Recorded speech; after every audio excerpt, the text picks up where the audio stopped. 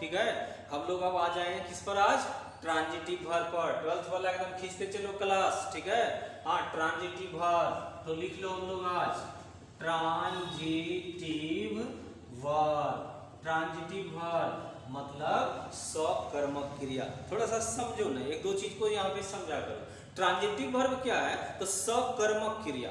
सकर्मक क्रिया का मतलब ये नहीं होता, अधिकतर बच्चा ये देखो समझता है कि वर्ब के बाद अगर सेंटेंस में ऑब्जेक्ट रहता है तो बच्चा को ये लगता है कि ये ट्रांजिटिव वर्ब है, क्योंकि गुरुजी बचपन से पढ़ाए, क्या पढ़ाए कि वर्ब के बाद अगर ऑब्जेक्ट आता है तो वो ट्रांजिटिव वर्ब होता है, और वर्ब के बाद अगर ऑब्जेक्ट नहीं आता है तो वो इनट्रांजिटिव वर्ब होता है। तो इस तरह से हम लोग को रूल पढ़ा है। देखो कंसेप्ट ये कहीं नहीं है, ग्रामर में ये कहीं रूल नहीं है कि वर्ब के बाद अगर ऑब्जेक्ट आएगा तो वो ट्रांजिटिव वर्ब होगा, गलत है ये रूल। और अगर वर्ब के बाद कोई ऑब्जेक्ट नहीं है तो वो इनट्रांजिटिव वर्ब होगा, ये बिल्कुल सरासरी गलत है। इस कंसेप्ट को इस तरह से कुछ समझा करो, ठीक है। कंसेप्ट देखो क्या कहता है, पहले समझ लो फिर देखना।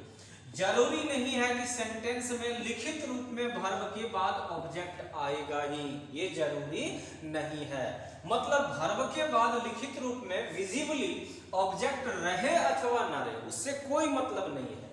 लेकिन सेंटेंस में जब हम वर्ब का यूज करते हैं, जैसे हम लोग कहें कि आई रीड, मैं पढ़ता हूं, यहीं पे सेंटेंस खत्म हो गया, ठीक है। अब यहां कोई हमसे ये पूछेगा कि बच्चा बताओ कि यहाँ पे रीड, अगर दो वर्ब हम तुमको नाम दे, ट्रांजिटिव और इनट्रांजिटिव, तो इसको तुम कौन वर्ब कहोगे, ट्रांजिटिव कहोगे या फिर इनट्रांजिटिव कहोगे, कौन सा वर्ब होगा। तो यहाँ बच्चा फौरन क्या देखना शुरू कर देगा, क्यों रीड के बाद यहाँ कोई ऑब्जेक्ट नहीं है, इसीलिए तुरंत कहेगा कि ये इनटीवी है, मतलब ये इनट्रांजिटिव वर्ब है, और यही सेंटेंस हो जाएगा रॉन्ग। इसके बाद ऑब्जेक्ट चाहे रहे अथवा ना रहे, ट्रांजिटिव इनट्रांजिटिव को अपने बाद लिखित रूप में ऑब्जेक्ट से कोई मतलब नहीं है। तो आखिर मतलब किससे है, देखो मतलब इससे है कि किसी भी सेंटेंस के वर्ब को जरूरत पड़ने पर अगर हम वर्ब को कोई भी ऑब्जेक्ट दे सकते हैं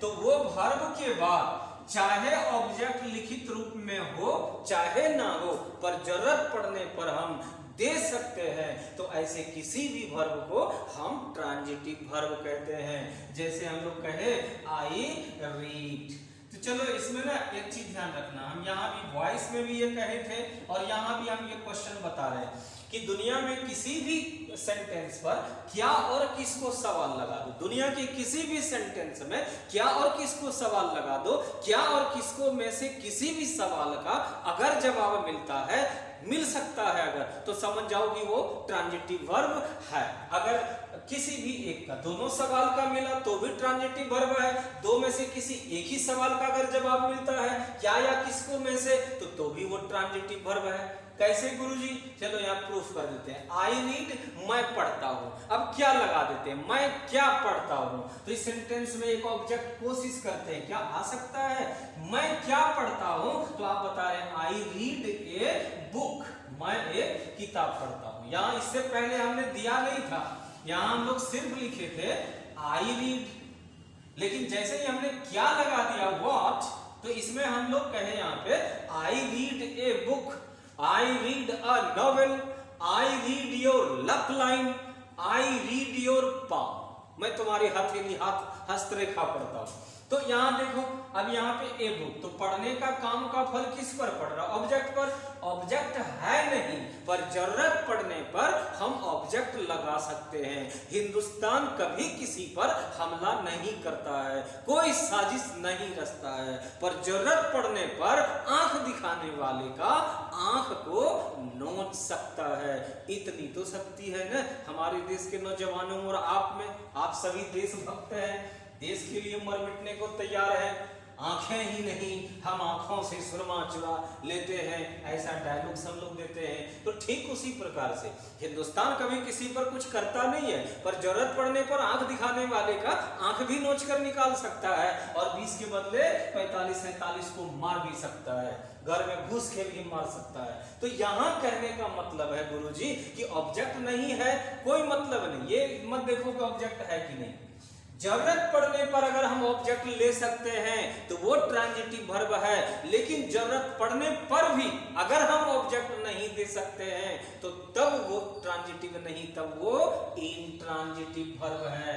जैसे आई स्टडी, मैं नहीं स्टडी, चलो यहाँ पे आई वीप कर देते हैं। आई वीप मैं रोता हूं, क्या कहेगी, क्या और किसको सवाल का जवाब अगर वाक्य से मिल सकता है तो वो सेंटेंस में ट्रांजिटिव वर्ब है। आई वीप मैं रोता हूं, आई वीप मैं रोता हूं, तुम इसमें क्वेश्चन लगा दो, मैं क्या रोता हूं, तुम्हें गुस्सा हो जाएगा, अगले को क्या कहोगे, आई आई आई आई आई हूं, आई हो क्या हूं, क्वेश्चन करने भी नहीं आता है, तुम्हें गुस्सा हो जाएगा। इसमें ये कैसा क्वेश्चन है, तुम क्यों रोते हो, किस लिए रोते हो, किस कारण से रोते हो, ये बात हम पूछ सकते हैं। लेकिन मैं क्या रोता हूं, ये क्या रोता हूं क्या होता है, तो आपको गुस्सा होगा, मतलब यहाँ ये सवाल नहीं लगेगा, नहीं लगेगा तो इसका जवाब भी नहीं मिलेगा। किसको लगा देते हैं, मैं किसको रोता हूं, ये कैसा होगा भाई, किस पर रोते हो, किस पर हंसते हो, ये हो सकता है, लेकिन किसको रोते हो मतलब यहाँ दोनों सवाल का जवाब फेल हो रहा है।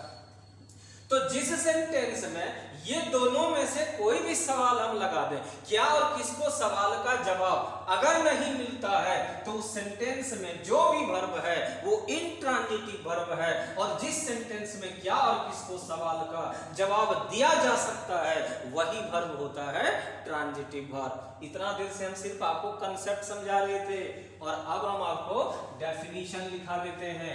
चलो ट्रांजिटिव वर्ब का अब डेफिनेशन लिख लो, ठीक है। इतना ये सब हम लोग रफ कर रहे थे क्योंकि आप जान रहे थे हम लिखाने से ज्यादा आपको हम थ्योरी और कंसेप्ट को पहले आपको समझा देते हैं, पूरा सबको एकदम वॉमिट कर देते हैं आपके सामने ताकि आपको सब कुछ याद हो जाए। तो ट्रांजिटिव वर्ब सीधा सा बात है, वर्ब के बाद अगर ऑब्जेक्ट जरूरत पड़ने पर हम लगा सकते हैं तो वो ट्रांजिटिव वर्ब है। चलो डेफिनेशन लिख लो, लिखेंगे हम लोग the verb which needs at least an object in a sentence and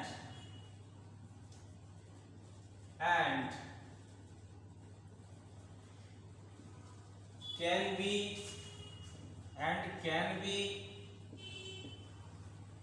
answered the question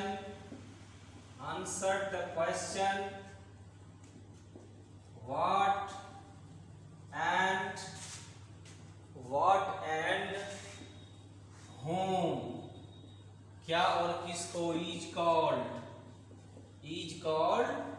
short में कर दिए टीवी का मतलब टेलीविजन नहीं, यहाँ टीवी का मतलब हुआ ट्रांजिटिव वर्ब। क्या लिखे, the verb which needs at least an object, वो क्रिया जिसे कम से कम एक ऑब्जेक्ट की जरूरत पड़े इन अ सेंटेंस किसी वाक्य में, और एक ऑब्जेक्ट अगर हम दे सकते हैं एंड कैन बी आंसर्ड और उत्तर दिया जा सकता है द क्वेश्चन प्रश्न का, और वो प्रश्न है व्हाट एंड whom, क्या और किसको सवाल का जवाब भी दिया जा सकता हो, तो ऐसे वर्ब को हम लोग कहते हैं टीवी ट्रांजिटिव वर्ब। जैसे एग्जांपल लिखो, वी स्टडी, हम कोई ऑब्जेक्ट नहीं लिए यहाँ, वी स्टडी हम लोग अध्ययन करते हैं, लेकिन कोई कहा कि किसका अध्ययन, तो वी स्टडी योर फ्यूचर, आप उसी जगह उसको ये लगा दिए, लेकिन ये बाद में लगाए हम लोग। पहला सेंटेंस क्या लिखे, वी स्टडी, जब इसमें कोई कहा कि किसको, तो आप क्या कहेंगे, वी स्टडी योर फ्यूचर, मैं तुम्हारे भविष्य का अध्ययन करता हूं। तो यहाँ पे आप देखिए स्टडी के बाद जरूरत पड़ने पर हम एक ऑब्जेक्ट ले लिए, और ऑब्जेक्ट किसको कहते हैं, काम का फल जिस पर होता है, the work, the consequence of work influence it what that is called object, कार्य का फल जिस पर अपघटित होता है, काम जब होगा तो काम किसी न किसी पर संपन्न होगा, और काम का फल जिस पर भी संपन्न होगा उसी को हम लोग ऑब्जेक्ट कहते हैं। तो स्टडी करने का काम का फल किस पर पड़ रहा है, तो किसी के फ्यूचर पर, किसी के भविष्य पर, तो यहाँ योर फ्यूचर क्या हो गया, ऑब्जेक्ट। और जब ऑब्जेक्ट आ गया तो यहाँ स्टडी क्या हो गया, टीवी मतलब ट्रांजिटिव वर्ब। चलिए आगे बढ़ते हैं हम लोग। अब हम लोग चलते हैं ट्रांजिटिव वर्ब फिर हो जाता है दो तरह का, एक होता है डायरेक्ट ट्रांजिटिव और एक होता है मोनो ट्रांजिटिव। तो फिर से एक बार हम लोग लिख लो, transitive verb has two kinds. Transitive verb जो है ये दो तरह का होता है। एक को कहते हैं हम लोग मोनो टीवी, शॉर्ट में आप समझ गए, टीवी मतलब ट्रांजिटिव, मोनो का मतलब एक होता है मोनो टीवी, और इसको लिखेंगे हम लोग डायटीवी। डायटीवी का मतलब डाय ट्रांजिटिव, मोनो टीवी का मतलब मोनो ट्रांजिटिव, मोनो का मतलब एक, तो हिंदी नाम एकल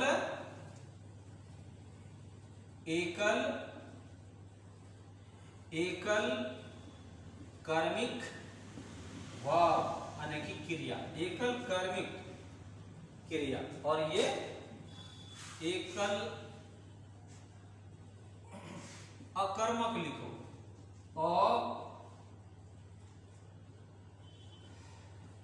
एकल ही लिखो इसको, एकल कर्मक क्रिया, और इसको लिखेंगे हम लोग द्विसकर्मक क्रिया। एकल सकर्मक क्रिया और इसका लिखेंगे द्विसकर्मक क्रिया। ठीक है, मोनो टीवी एकल सकर्मक क्रिया, डाई टीवी यही हो गया आपका द्विसकर्मक क्रिया। चलो इसको मिटा रहे हैं। अब ये मोनो ट्रांजिटिव वर्ब क्या है और फिर जानेंगे हम लोग डाई ट्रांजिटिव वर्ब क्या है। तो नंबर इसको एक में कर लेते हैं हम लोग, रोमन में लिख लेते हैं। Mono TV mono transitive verb किसको कहते हैं, तो द वर्ब लिखते चलो व्हिच नीड्स, वही डेफिनेशन यहां भी आएगा, which needs at least an object is called mono TV. यानी जिस वर्ग को केवल कम से कम एक ऑब्जेक्ट की जरूरत पड़े, यानी एक भी ऑब्जेक्ट जरूरत पड़ने पर हम दे सकते हैं, तभी उस वर्ग को हम लोग मोनो ट्रांजिटिव वर्ब कहेंगे। जैसे एग्जांपल लिखते हैं सी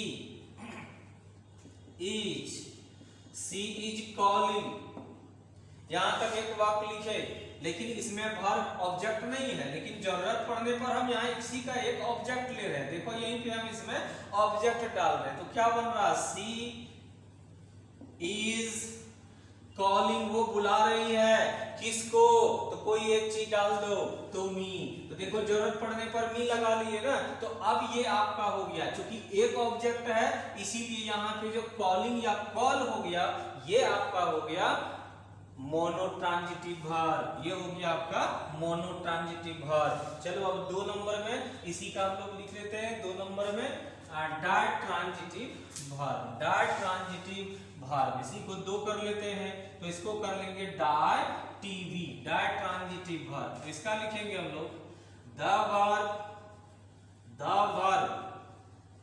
व्हिच needs at least यहाँ नहीं लिखेंगे, यहाँ हटा देते हैं,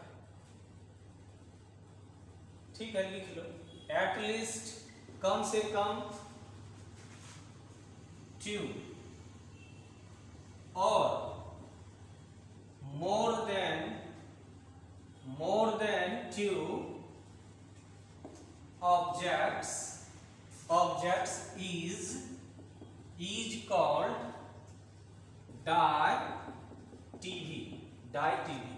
अब क्या लिखे डायटीवी का, द वर्ब वह क्रिया which needs at least कम से कम 2 और more than 2 objects या फिर 2 से अधिक, लेकिन कम से कम 2, लेकिन 2 से अधिक भी इज कॉल्ड कहलाता है डाय ट्रांजिटिव वर्ब। यानी जरूरत पड़ने पर अगर हम दो या दो से अधिक ऑब्जेक्ट का हम यूज कर सकते हैं तो ऐसे जितने भी वर्ब है वो सभी हो जाता है डायट्रांजिटिव वर्ब। चलो अब यहाँ पे एग्जांपल देख लो। सी गिव्स, वह देती है। यहाँ सी सब्जेक्ट है और गिव्स यहाँ भी यानी कि V5 है, तो वर्ब है, तो मतलब इसमें कोई ऑब्जेक्ट नहीं है, तो हम ऐसा नहीं कह देंगे कि ये इंट्रांजिटिव है, ऐसा कभी नहीं कहेंगे। अब देखो इसमें सवाल लगाते हैं, सी गिव्स वह देती है, क्या कहे, दो प्रश्न लगाओ, क्या और किसको। तो सी गिव्स वह देती है, क्या देती है, तो आप कहें कि सी गिव्स ए पेन, क्या देती है, ए पेन। किसको देती है, मुझे। किसको देती है, मुझे। तो दोनों सवाल का यहां जवाब इस वाक्य में जरूरत पड़ने पर हम दे सकते हैं। सी गिव्स मी ए पेन, तो ये भी ऑब्जेक्ट और ये भी ऑब्जेक्ट, देखो ये भी ऑब्जेक्ट और ये भी ऑब्जेक्ट, मतलब सेंटेंस में देखो कि कितना ऑब्जेक्ट है, तो जरूरत पड़ने पर हम डबल ऑब्जेक्ट लाए, यानी क्या और किसको, दोनों सवाल का जवाब अगर किसी सेंटेंस में दिया जा सकता है तो इसका मतलब है कि उस सेंटेंस में डबल ऑब्जेक्ट है। और जब सेंटेंस में जरूरत पड़ने पर हम दो या दो से अधिक ऑब्जेक्ट डाल सकते हैं तो वहां जो भी वर्ब यूज होगा उसी को हम लोग कहेंगे डायट्रांजिटिव वर्ब। तो गिव्स आप बतलाओ कौन कौन वर्ब है, तो ये हो गया हम लोग का डायटीवी, मतलब डायट्रांजिटिव वर्ब। तो ये तो हम लोग का ट्रांजिटिव वर्ब था, और ट्रांजिटिव के बाद हम लोग अब पढ़ेंगे इंट्रांजिटिव वर्ब। तो इसको यहीं तक रखते हैं, इंट्रांजिटिव वर्ब को अगले वीडियोज में फिर कर देते हैं। चलो इसी के साथ जय हिंद, जय भारत।